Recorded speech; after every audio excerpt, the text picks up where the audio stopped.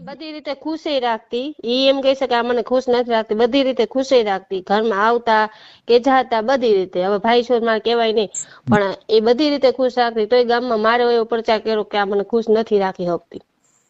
ઈ તો પછી હવે એમાં શું છે કે એને ના ફોટા છે મારા. પછી તમે તમે સમજો સમજતા નથી પછીના ફોટા. તો એનો મતલબ એવો થયો પછી શંકા ક્યારે પડે કે કા તમારો પુરાવો શંકા મળે. નહીં, શંકા પણ ઈ ખુદ જ મારી આગળ આવવાની ના પાડતી કે ભાઈ મારે તમે આવી સમજતા રીતના છે. નથી અને સાહેબ. જો બીજી હવે વસ્તુ મારી ઈ વાત સાંભળો.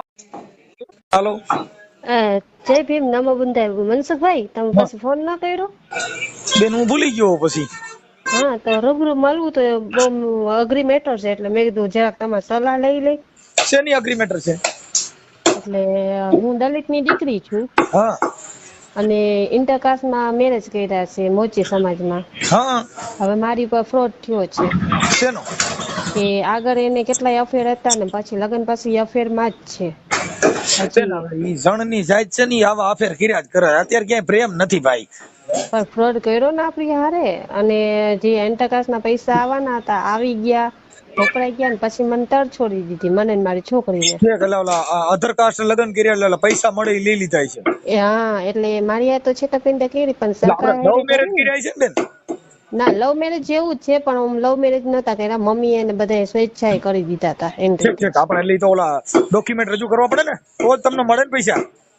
શું કયો છો? ડોક્યુમેન્ટ રજૂ કરવા પડે ને. લગ્ન અધર કાસ્ટ લગ્ન કર્યા હોય એના સલટી પુરાવા રજૂ કરવા પડે. બધુંય મેં છે ને જો મહિલા પોલીસમાં કેસ કરેલો છે. એમને પછી હા, આ તમે તમારા જે અધર કાસ્ટમાં લગ્ન કરવાનું મતલબ એનો કેવી રીતે તમે ઈ કર્યા કેવી રીતે એમ? Court marriage. કોર્ટ મેરેજ પણ મતલબ પહેલા તમારે તો કઈક પ્રેમ પ્રકરણ હશે ને? સીધા લગ્ન થોડા થયા હોય. ફ્રેન્ડ સર્કલમાં હતા, એટલે પ્રેમી નહોતા, ફ્રેન્ડ સર્કલમાં હતા બધાય. અને ઘરે આવતા જતા. એ ડોક્ટર છે બરાબર, અને મમ્મીને ગમી ગયું તો મમ્મીએ કહ્યું કે મારે કરવું તો અહીંયા જ કરવું છે એમ. હા. અને ઈ સમજાણું. ક્યાં ડોક્ટર છે? ડોક્ટર એટલે જનરલ, આપણને તો જનરલ કીધું પણ કરે છે જીએનએમ. જીએનએમ તો એ એટલે ડોક્ટર મતલબ માં નો આવે. હે શું કીધું? જીએનએમ કોર્સ કરેલો છે, નર્સિંગ કોર્સ કરો, ઈ ડોક્ટર કાંઈ માં નો વાંધો નહીં. જ હવે આવે તમે ને. છે ને તો ભૂલી ન જતા. અડધી હમ. કલાક પછી રિંગ કરો, અડધી પોણી કલાક પછી ભૂલી ન જતા હો, નકર પછી તે દિન કોઈને થાય. એ હા, ભલે અડધી કલાકમાં કરો. હાલો. હાલો. હા બેન બોલો. હાલો. હા, અરે ભાઈ એમ કેતી હતી તમને રૂબરૂ મળવું હોય તો કેવી રીતે, કઈ જગ્યાએ આવવાનું? પણ બેન રૂબરૂ મળવા માટે કઈ રૂબરૂની જરૂર નથી એમ. હા હે હા, બોલો ને. એ છોકરાનો અવાજ બહુ આવે છે. હા ઈ કઉ છું કે રૂબરૂ મળવાની કોઈ જરૂર નથી એમ. તો એટલે મારી યાર ફ્રોડ થયું છે. લગ્ન કરીને નિભાવ્યા એ આટલે 8 વર્ષ થઈ ગયા, નિભાવ્યા જ નથી. આપડે અને બાળકો છે કઈ? છોકરી આવી તેદુની છોડી મને દીધી છે. એમની બાળકો છે કઈ? હા, કહું છું ખરો, મારી 5 વર્ષની દીકરી છે. એમની તો અત્યારે તમારે શેમાંથી પ્રોબ્લેમ આવ્યો છે? પ્રોબ્લેમ તો ઈ એમ કહે છે કે તું મને બીજી બાયડી કરવા જ દે. મેં ના પાડી કે એવું ન સારું લાગે, સમાજમાં રહેવું છે ને આપણે ઘર પરિવાર રાખીને વાત કરીએ. તો કે ના, એની માં ને એની બેન બધી રીતે સપોર્ટ કરશે, અને ઈ લોકો ધંધા હલાવે છે. એટલે સમજો ને કે ખરાબ સમજાણું. મતલબ એટલે જેને ઈ રાખડી બાંધતો હતો ને એની હારે જ અફેર છે. હમ હમ એટલે એમાં આવું છે કે બેન અફેર છે, પણ અમુક શંકાય હોય, ખાલી અમુક સાચું નથી હોતું. ના, સબૂત છે મારી પાસે.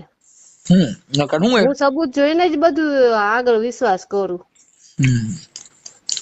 બરાબર. એટલે હવે મારા એક કાકા છે, આની પેલા તમારી વાત કરી હતી મારા કાકાએ, તુલસીભાઈ વાઘેલા કરીને. નહીં ખ્યાલ. અને તમે આ વાંકાનેર વાળા ઓલા શું નામ છે, ઓલા બચુભાઈ, શું હમણાં તમે એના જન્મદિવસ ના ગયા તા? વાંકાનેર વાંકાનેર વાળા છે ગૌતમભાઈ બગડા એવું કઈક છે. એના પપ્પાનું હતું જન્મદિવસની સતવાણી એવું કઈક રાખ્યું હતું. મારા ફઈ રહ્યા ને દીકરાને. ઈ તો નથુભાઈ બગડા, ઓલા નથુભાઈ, હા હા હા, નથુભાઈ બગરા. નથુભાઈ બેડવા. બેડવા કે બગરા? ના, બેડવા બેડવા. હા, ઈ રહ્યા ને, ઈ મારા સગા ફૂઈ રહ્યા ને એના દીકરીના સસરા છે. હા, તમારા ફઈ ની દીકરી રહી ને, જી સરોજ નામ છે. હવે ઈ મને તમારો કોન્ટેક્ટ કર્યો હતો કે તું મનસુખભાઈ ને કે તો કદાચ કે રસ્તો આનો થાય એમ. કેમ કે આવું તમારી તમારો નિર્ણય શું એમ તમારો નિર્ણય શું છે? મારો નિર્ણય તો જો ઈ રાખવા માંગતા નથી. મેં કેસ કબારાય કર્યા છે, ભરણ પોષણનો કેસ રાખ્યો છે, વકીલને રાખ્યા છે, કોઈ કાંઈ એટલે આ 10 મહિના થઈ ગયા કાંઈ નિરાકરણ નથી આવ્યું. ઈ તો આમાં ફરે છે ને હરેફર મજા કરે. હું આટલા દિવસથી માંદી છું, મને હૃદયની ફેફસાની તકલીફ છે, મને જો પિયરમાં કોઈનો સપોર્ટ નથી. ભાઈ છે તો આખો દી પીન પડ્યો રહે, મમ્મી એક છે, મમ્મી એક શું કરી શકે? આ ઓડિયો તમારો વાયરલ કરવા માંગો છો તમે? કયો? આ વાત કરો છો ઈ તમે તમારું જે કઈ બાબત છે એ તમે વાયરલ કરવા માંગો છો? ના, ઈ તમે રૂબરૂ વાત કરો ને પછી આગળ જોઈએ શું કરાય એમ. રૂબરૂમાં બેન એવું થાય કે હવે ઈ છે જો મોચીના લોકો છે, બરોબર. હવે જેને બેન માયની છે ને ઈ મોચી જ છે, એની ને એની કાસ્ટની છે. મેરેજ પહેલા અફેર હતું, મેરેજ પછી અફેર છે, અને ઈ અફેર પછી 3-4 છોકરીઓ એવી છે એની હારે છે, બરોબર. અને આજ લગી મને 1 રૂપિયો કમાઈને ઈ દીધો નથી. મારા સાસુ મને જાતિવાદી વિશે બહુ રાખે કે તું ઢેઢડી છો ને આવી છો. ઈ રેકોર્ડિંગ છે મારી પાસે. ઈ બધી વસ્તુ ઘરમાં ન કઈ કામ કરવા દે કઈ નહીં. બેન હવે આપણે સાસ લેવા જાઉં દોણું આડું રાખું બે નહીં હાલે. કાં તમારા વાયરલ કરવું હોય તો તમે ઈ પ્રમાણે વાત કરો, તો ઈ તમારા આ જે કઈ રેકોર્ડિંગ છે એ પુરાવા આપવા પડશે. ઈ રેકોર્ડિંગ વાયરલ થાય, આ તમે જે વાત કરો છો એ બધું વાયરલ થાય તો તમારે થાય. પછી હવે આપણે ખાલી રૂબરૂ મળી ઓલું કરી તેલું કરી એનો કોઈ મતલબ નથી એમ. ઈ તો મને ખ્યાલ ન આવે કેમ કે વાયરલ કરવું ની કેવી રીતે ને તમને રૂબરૂ વાત કરી. આ તો એમ કે તમે ફેમિલીમાં આવો, સગામાં આવો છો, બરાબર. એટલે મેં જરાક મોટા ભાઈ તરીકે હું વાત કરી લઉં કે ઈ શું કેવા માંગે છે, સાચી છે, પણ આ જે શું બનાવ કરાય છે ને આગળ એમ. જાતિ પ્રત્યે બનાવ હોય હા, ઈ જાહેર થાય, ઈ તમારી ઈચ્છા હોય તો થાય. આપણે પછી એમ કે હવે ઈ આવું કરે છે પછી જાહેર કરવું નથી, એનો મિનિંગ હું ઈ એવું કરે છે જાહેર તો પછી એના કરવાનું જ. અત્યારે જો ઈ કદાચ તમે સમજાવો તો સમજી જતા હોય કે હરખા રહેતા હોય તો મારે એક 5 વર્ષની દીકરી છે, દીકરીનું ભવિષ્ય મારે નથી બગાડવું. બેન મારું એમ કહેવાનું છે કે એ બધું તમારે જાહેર થાય એમ હોય તો તમે તમારી મંજૂરી હોય તો અમે એની વાત કરી શકીએ. એટલે તમે ઈ લોકો હારે વાત કરો. હમણાં તમારા ઘરવાળાની જ વાત કરીશ. હા, પણ એ તમારું વાયરલ થાય. હા તો કરી નાખો. તમે મારા ઘરવાળા હારે વાત કરો ને.